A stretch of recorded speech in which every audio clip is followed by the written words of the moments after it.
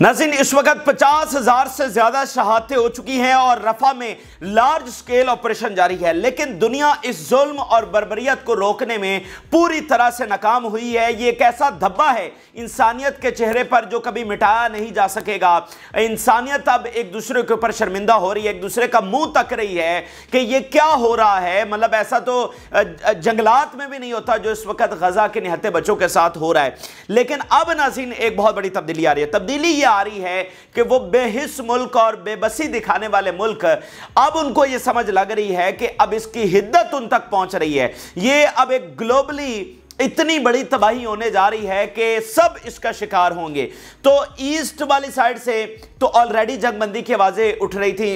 East के जितने भी ममालिक हैं सारे जंगबंदी की बात कर रहे थे, लेकिन अब नाज़रीन वेस्ट उसके पास भी स्पेस खत्म हो चुकी है और ना चाहते हुए वो एक्शन लेने पर मजबूर हो गया है और एक्शन इस हद तक लेने पर मजबूर हो गया है और उसका आगाज इस हद तक हो गया है कि यूरोपियन कंट्रीज ने एयरपोर्ट्स अपने बंद करना शुरू कर दिए हैं। वो एयरपोर्ट्स जहां से इसराइल को असलहा जा रहा था वो एयरपोर्ट्स है वो बंद होना शुरू हो गए। ये वो कंट्रीज की मैं बात कर रहा हूं जो ओपनली फ्रंट फुट के ऊपर आकर फलस्तीन की हिमायत कर रहे हैं और बाकी पूरे यूरोप के अंदर लॉबिंग कर रहे हैं। तो उनकी लॉबिंग का ये इंपैक्ट हो रहा है और खबरें ये आ रही हैं कि यूरोप जो है वो मुकम्मल तौर पर सैंक्शंस करने जा रहा है इसराइल को। और इसके साथ साथ दो बहुत बड़ी जंगों की इस वक्त खबरें आ रही हैं और खुद इसराइली ही से आ रही हैं। एक वो लेबनान वाले फ्रंट से एक मुकम्मल जंग की इस वक्त बात कर रहे हैं और दूसरा मिस्र से एक मुकम्मल जंग की बात की जा रही है कि जिस तरह सूरत हाल बिगड़ रही है,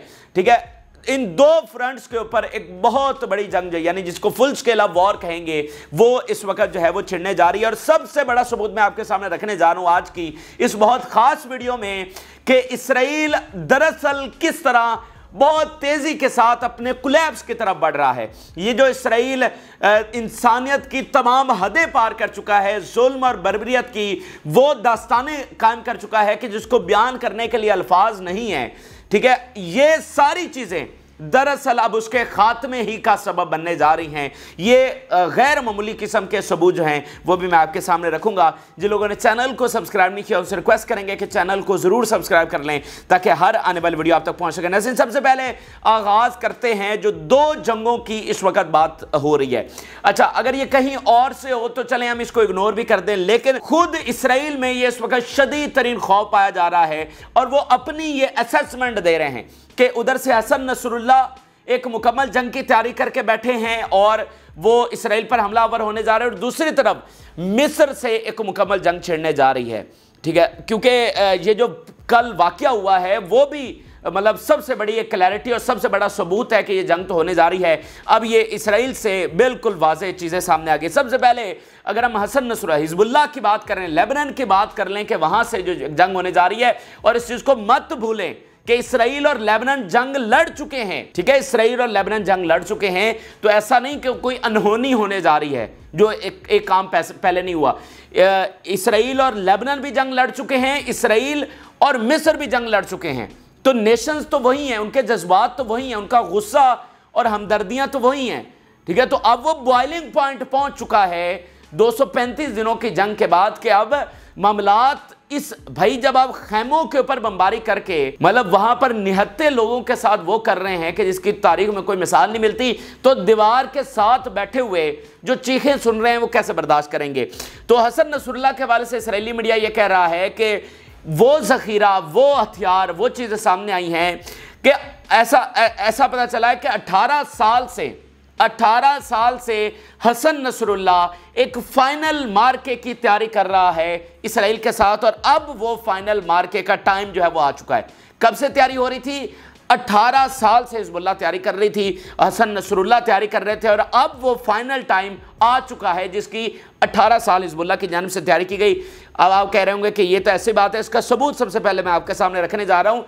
फिर मैं आपको कह रहा हूँ कि ये ज़्यादा इसकी हम वैल्यू इसलिए देंगे क्योंकि ये खुद इसराइल बात कर रहा है। वो तो अपनी फतह की बात करेगा ना, उसको तो ये बात करनी चाहिए कि अच्छा जॉर्डन भी हमारे साथ है, लेबनान भी हमारे साथ है, मिस्र भी हमारे साथ है, अपनी प्रोटेक्शन की बात करनी चाहिए। ये नहीं कि हमारी तबाही होने जा रही है, हम नेस्तो नबूत होने जा रहे हैं, हमारे ऊपर फलां फलां मुल्क हमला करने जा रहे हैं।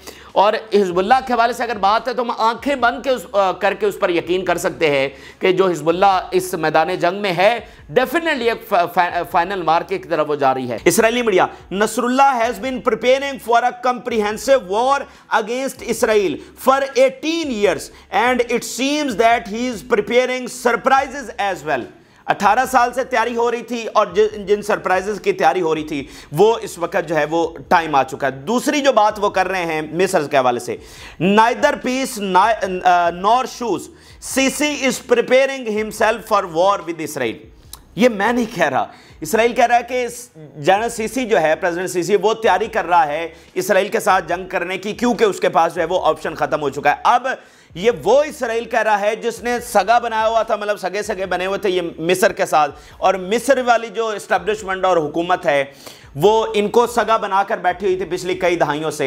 अब वो एक दूसरे के आमने सामने आने जा रहे हैं, ठीक है। हालांकि ये इंटरेस्टिंग बात है उसमें क्या है, सीसी को उसके अपने मुल्क में कोवर्ड के तौर पर, यानी एक बुज़दिल के तौर पर लिया जा रहा है, और शदीद दबाव है इस वक्त सीसी के ऊपर कि आप के अपने फौजी शहीद हो गए और रफा में और गजा में इतनी हजारों शहादतें हो गई, ठीक है। तो आपने क्या एक्शन लिया? आप जब कहते हैं कि हमारे नेशनल सिक्योरिटी का मसला है, तो नेशनल सिक्योरिटी तो उन्होंने आपकी उड़ा के रख दी है। आपकी डेटरेंसी खो जाना, यही सबसे बड़ी आपकी नेशनल सिक्योरिटी को थ्रेट हो चुका है, वो उड़ गई है। आपने जो एक्शन नहीं लिया, आपकी नेशनल सिक्योरिटी उड़ गई है, तबाह हो चुकी है। तो अब आपको उसको एस्टेब्लिश करना है, उस नेशनल सिक्योरिटी को, उस डेटरेंस को जो खत्म हो चुकी है। आपने रफा क्रॉसिंग का मुआहदा किया हुआ था, उन्होंने आकर कब्जा कर लिया है, और वॉल स्ट्रीट जर्नल कह रहा है कि एंड ऑफ दिस मंथ वो पूरे फिलाडेल्फिया एक्सेस के ऊपर कब्जा करने जा रहे हैं, ठीक है। तो वहां इसको अंदर ये ऐसा बुज़दिल के तौर पर लिया जा रहा है। और मैं आपको बता चुका हूं कि या तो सीसी लड़ेगा ये जंग, ठीक है, या फिर कोई और लड़ेगा मिस्र वाली साइड से। और कौन और लड़ेगा आपने देख लिया उसका मुजाहरा कि फौज अपनी कमांड के बगैर अटैक करना शुरू कर दिया उसने। जंगजू तंजीमें, जंगजू कबीले, मैं आपको बता रहा हूं कि इस वक्त बस इंतजार में बैठे हुए हैं। किसी भी वक्त आपको खबर आएगी कि मिस्री जंगजू तंजीमें, मिस्री जंगजू कबीले वो इसराइल के ऊपर हमलावर हो गए हैं। ये किसी भी वक्त आपको खबर आने वाले दिनों में आएगी, ठीक है। तो इन दो जंगों की ये पॉसिबल वॉर्स कि ये जैसे देखिए, या तो होना कि 10 दिनों के बाद जंग रुकने जा रही है, तो ठीक है 10 दिनों में ये जंगें नहीं होंगी।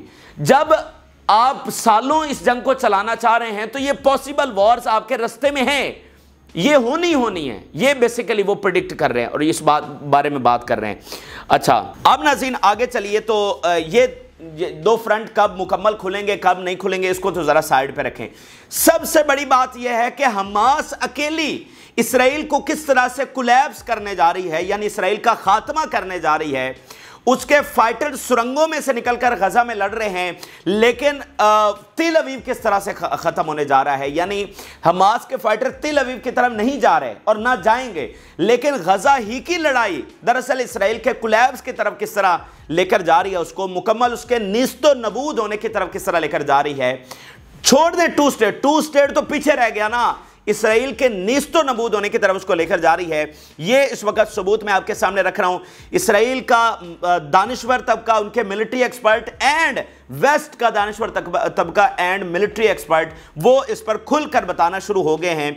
और वो किस तरह से, जरा पहला सबूत देखिए इसराइली मीडिया।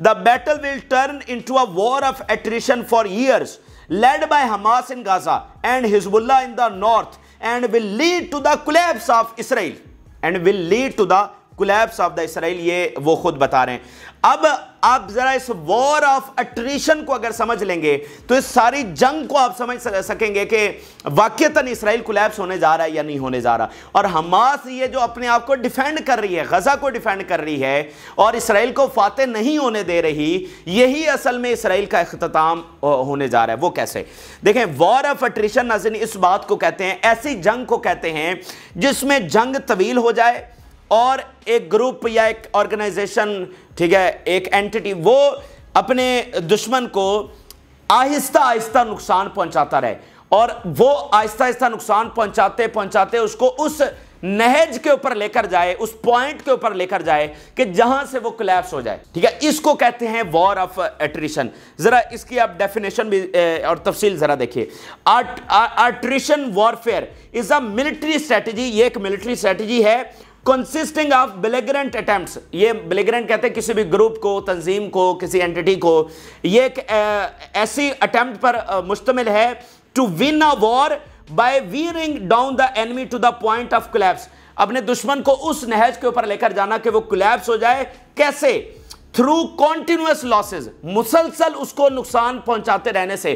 कौन से नुकसान? ये इंपॉर्टेंट बात है। इन पर्सोनल, उसके फौजियों को मारते रहना, मटेरियल लॉसेस उसके करते रहना, एंड मोरल, यानी उसका जो मोरल है उसको डाउन करते रहना, ठीक है। ये चीजें आहिस्ता आहिस्ता जो है वो पहुंचाई जाती है दुश्मन को। ये नुकसान आहिस्ता आहिस्ता पहुंचाया जाता है फॉर ईयर्स। तो उसके बाद वो जो दुश्मन है वो उस नहज के ऊपर पहुंच जाता है कि वो कोलैप्स कर जाए। यानी इससे साबित क्या हुआ कि जो इसराइल कह रहा है कि हम सालों जंग चलाएंगे, यानी हमास तो यहां पर खत्म नहीं हो रही, तो हमास को खत्म करने के लिए वो कह रहे हैं कि हम इस जंग को तवील लेकर चलेंगे। तो तवील जंग करना, ये जुल्म और बर्बरियत को जारी रखना, यही दरअसल जो है उसको अपने खात्मे, मुकम्मल खात्मे, कोलैप्स की तरफ लेकर जा रहा है। और इसमें एक और दूसरी चीज ये ज़हन में रखें कि ये जो गुरिल्ला एक्शन है ये भी इसी स्ट्रेटजी के अंदर आती है। यानी ये कोई ऐसी बैटल नहीं है जैसे आप सुने कि उधर एक फौज खड़ी हो गई, इधर एक फौज, जैसे पानीपत की लड़ाई हो गई, फलानी लड़ाई हो गई कि आमने सामने फौजें आकर खड़ी हैं। वहां पर एक ही बैटल हुई है और उसमें फाते जो है वो फाते हो गया, शिकस्त खोरदा हो गया। ये वो लड़ाई नहीं है, क्योंकि ये लड़ाई उन दो फरीकों के दरमियान लड़ी जाती है जिसमें एक जाहिरी तौर पर बहुत मजबूत होता है, ताकतवर होता है, यानी वो कोई रियासत हो सकती है, और उसके मुकाबले में एक ग्रुप, एक तंजीम होती है जो जाहिरी तौर पर कमजोर होती है। तो वो ऐसे उसकी फौज के आमने सामने आकर खड़ी होकर नहीं लड़ सकती, मिलिट्री स्ट्रेटजी के तौर पर उसको देखा जाए तो, ठीक है। बेशक उन जितने ही वो बहादुर क्यों ना, जज्बे, भाई ग्राउंड रियलिटीज आपने देखनी है ना। यानी अब हमास के सारे फाइटर्स निकल कर, सुरंगों से निकल कर आकर खड़े हो जाएं तो वो ऊपर से बम गिरा देंगे, तो बहादुरी तो आपके साइड पे रहेगी ना। मिलिट्री स्ट्रेटजी बेसिकली मैटर करती है। तो ये वो वॉर नहीं होती कि आपकी फौजें आमने सामने खड़ी होकर एक ही डिसाइसिव बैटल लड़ लें 2-4 दिनों में, 5 दिनों में, 10 दिनों में, और फाते हो जाए, शिकस्त हो।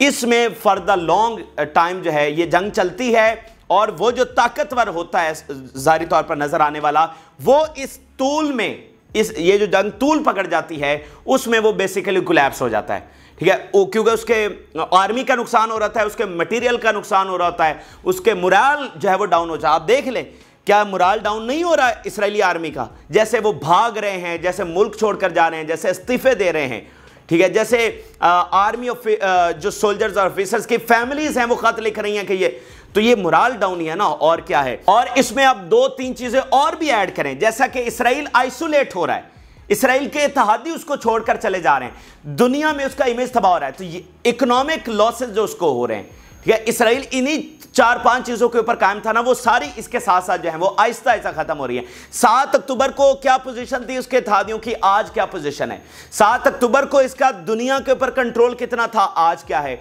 7 अक्टूबर को यूनाइटेड नेशन और आलमी इदारों पर इसकी क्या चीजें थी, इकोनॉमिक, इसकी मल्टीनेशनल कंपनीज कैसे राज कर रही थी, आज दिवालिया हो रही हैं एक के बाद एक, ठीक है। तो ये सारी चीजें आहिस्ता आहिस्ता आहिस्ता इसको खत्म कर, जो मैं हमेशा लफ्ज इस्तेमाल करता था ना कि इस दीवार में अब छेद हो रहे हैं, इस इमारत की बुनियादें हिलाई जा रही हैं, और आप देखेंगे कि ये इमारत अचानक से गिर जाएगी। ये बेसिकली वो चीज़ है, और ये फाइनल सबूत हैं इनके इख्तिताम के, इनके खात्मे के। तो ये जितना जुल्म कर रहे हैं, जितनी बर्बरियत कर रहे हैं, ये दरअसल अपने एंड की तरफ बढ़ रहे हैं। और अगर आप इस वक्त हमास की और हिजबुल्लाह की स्ट्रेटजी देखें तो उसमें ये तीनों चारों चीज़ें शामिल हैं। क्या है? इनके फौजियों को नुकसान पहुंचाना। हिजबुल्लाह एक सेटलमेंट में अगर 150 है तो उनमें से 130 घर तबाह कर चुके, मटेरियल लॉसेस उनका हो रहा है, ठीक है। मोरल उनका डाउन किया जा रहा है, सही है, और जो ग्लोबल वॉरफेयर है उसको भी, मतलब ग्लोबली जो डिप्लोमेटिक महाज है उसको भी पूरी तरह से लड़ा जा रहा है। ठीक है, तो ये पूरी एक स्ट्रेटजी है इनके खात्मे की, जिसको इस वक्त हमास और हिजबुल्लाह और इत्तेहादी जो है वो लेकर चल रहे हैं। तो इस चीज़ को आपने इस जंग के हवाले से हमेशा याद रखना है कि एक एक चीज़ का हिसाब इनसे लिया जाएगा। अच्छा, आगे नाज़रीन चले तो इसका अगला सबूत आप देख लीजिए कि यूरोप से अभी क्या खबर सामने आई है। नाज़रीन, जो रफ़ा में इन्होंने बमबारी की है उसके बाद से यूरोप में इतना प्रेशर है, इतना आवाम का प्रेशर है कि उसको कंट्रोल करना नामुमकिन हो गया है। ठीक है, और अब ये जो हुकूमतें हैं जो पहले ही मतलब स्टैंड कुछ ले रही थी, जो नहीं भी ले रही थी, अब उनको अपनी क्रेडिबिलिटी के लिए, अपनी आइडेंटिटी के लिए, अपने आप को बचाने के लिए भी, अपनी बका के लिए भी एक्शन लेना जरूरी हो गया। और इसकी टाइमिंग भी नाज़रीन इंपॉर्टेंट है ना, कि आपकी अदालत फैसला दे चुकी है और आपकी अदालत के इस फैसले को इसराइल इस तरह से रिस्पॉन्ड कर रहा है, सैकड़ों निहत्थे लोगों को शहीद करने से। तो आप क्या हैं? आपकी अहमियत फिर क्या रह गई है? आप जो खड़े होकर यहां पर कहते हैं ये वैल्यूज, ये हमारे ह्यूमन राइट्स, ये हमारे कल्चर, ये हमारे जो कस्टम्स, और तो आप तो यही चीजें तो आपको आपकी आइडेंटिटी मुख्तलिफ बनाती हैं। तो वो नहीं है तो आप फिर क्या हैं? आपकी क्रेडिबिलिटी क्या है?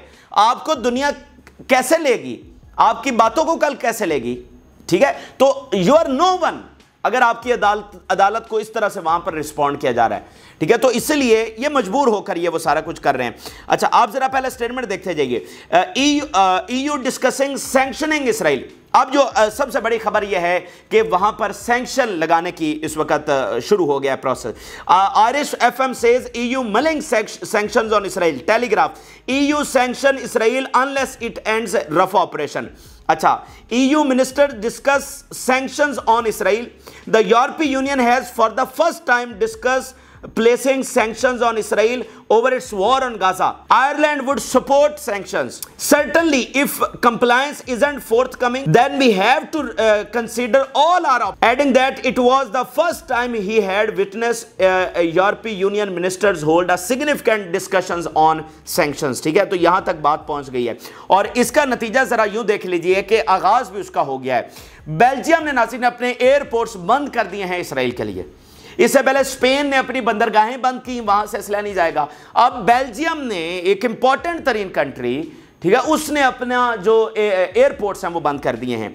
The French speaking region of Wallonia in Belgium prohibits the crossing of weapons into Israel through its airports. Belgium deputy prime minister, it's time to impose sanctions on Israel.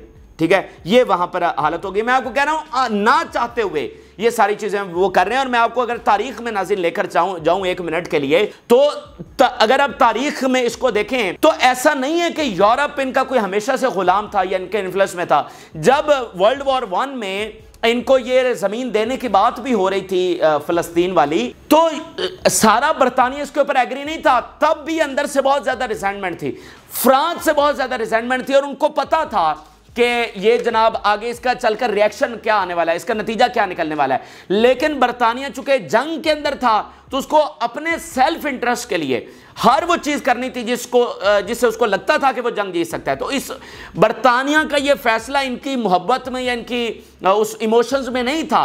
उन्होंने ये फैसला जस्ट फॉर सेल्फ इंटरेस्ट किया कि शायद इनकी हिमायत हमें मिल जाएगी तो जंग में हमें कोई फायदा हो जाएगा, सिर्फ इसलिए उन्होंने किया। फिर बाद में ये जिस तरह लॉबिंग कर करके उनको जो है अपने अंडर करते रहे, ठीक है, और फिर उसके बाद क्या हुआ कि यूएस एक सुपर पावर इमर्ज कर गया बरतानिया के बाद।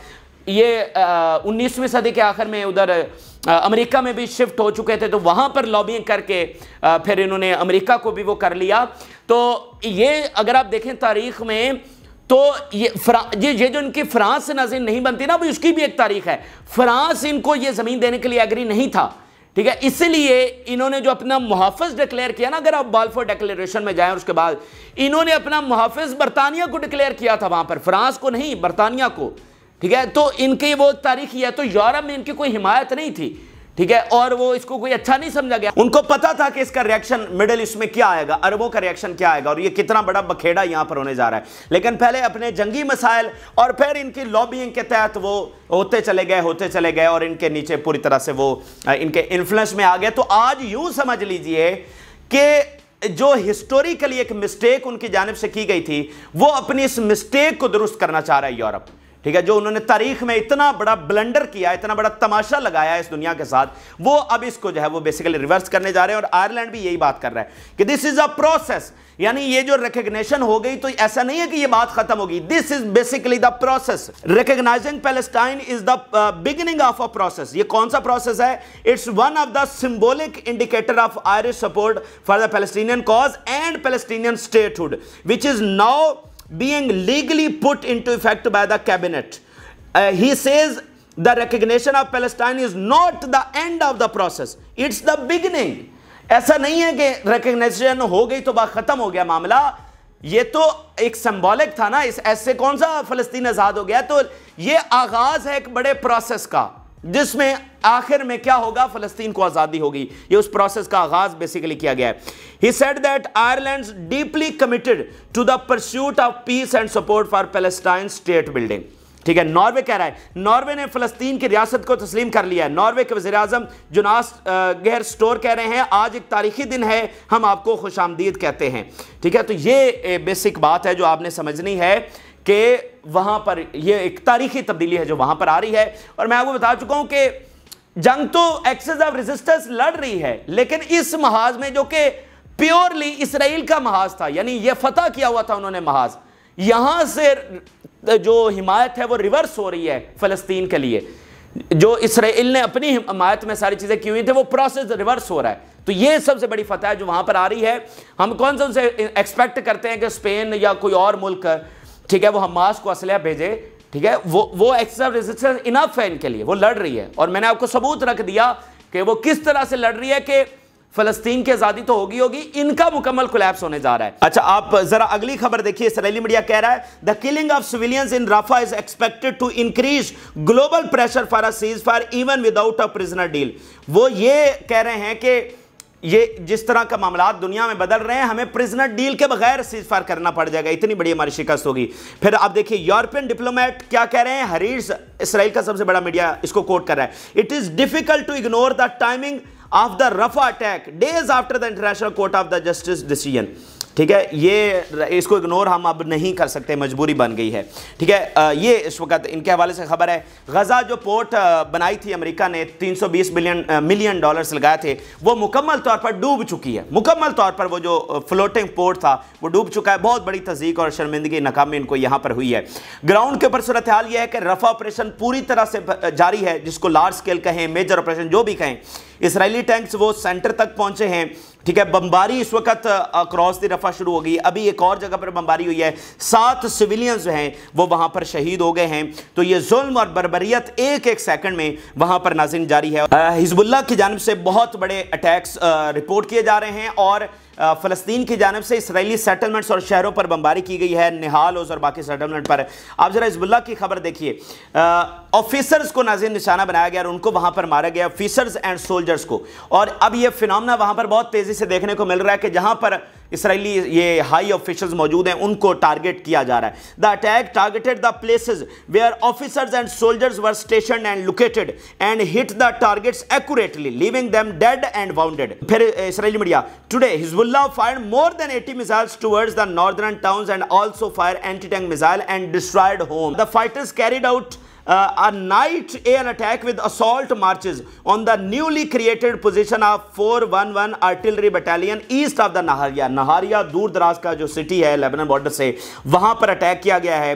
फिर missile from Lebanon towards the western Galilee. ये इस वक्त ताज़ा तरीन हमले जो कि मुसलसल जारी हैं। यमन ने 4 समुद्रों में महाज संभाला हुआ है, इराक के हमले हो रहे हैं और आगे ये नए फुल स्केल फ्रंट जो है वो खुलने जा रहे हैं। मैं आपको बता रहा हूँ अगले 2-3 दिन बहुत इंपॉर्टेंट हैं। ये जो रफ़ा में इतनी ज़्यादा तेज़ी आई है, मुसलसल बमबारी और ये शहादतें, ये बहुत तेज़ी अगले 2-3 दिनों के अंदर आने जा रही है। और उधर यूक्रेन का मामला बहुत ख़राब हो रहा है, बहुत ख़राब हो रहा है यूक्रेन का मामला। वो भी अगली वीडियो में तफसीली आपके साथ शेयर करते हैं। तो ये जो हम आलमी जंग की बात करते हैं वो इसलिए कर रहे हैं कि ये मामले अब कनेक्ट हो रहे हैं एक दूसरे के साथ। इस वक्त दुनिया में होने वाली हर चीज़ आपस में इंटरकनेक्टेड है। ठीक है, दुनिया की बड़ी ताकतों के तमाम एक्शंस मिडिल ईस्ट के साथ इंटरकनेक्टेड हैं। यूक्रेन और मिडिल ईस्ट की जंग आपस में इंटरकनेक्ट, ताइवान चाइना का मामला इंटरकनेक्टेड हो चुका है, तो ये सारे मामला बिगड़ते चले जा रहे हैं। आपके साथ अगली वीडियोस में तफसीलात शेयर करेंगे। अपनी राय जरूर करें। जो लोगों ने चैनल को सब्सक्राइब नहीं किया उनसे रिक्वेस्ट करेंगे कि चैनल को जरूर सब्सक्राइब कर लें ताकि हर आने वाली वीडियो आप तक पहुंच सके। इजाज़त।